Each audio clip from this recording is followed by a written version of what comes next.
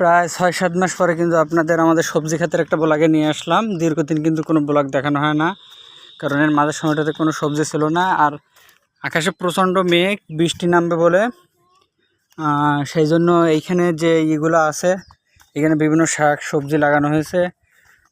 তো সেগুলো এই বৃষ্টির আগে ঢেকে দিতে হয়। অজয় আর আম্মু সে কিন্তু প্রচণ্ড মেঘ করছে, আকাশে বৃষ্টি আসবে বলে সে কিন্তু ক্ষেতের ভিতরে চলে আসছে, এই সবজি খামারের ভিতরে এসে।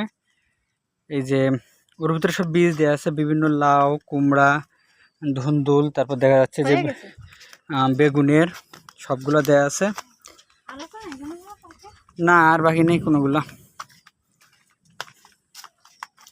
কারণ এই যারা বিশেষ করে এই কৃষিকাজের সাথে যুক্ত বা এই খামার করে, এদের কিন্তু যখন বীজ দেয় তখন কিন্তু একটা প্রচণ্ড টেনশন থাকে কখন বৃষ্টি আসবে।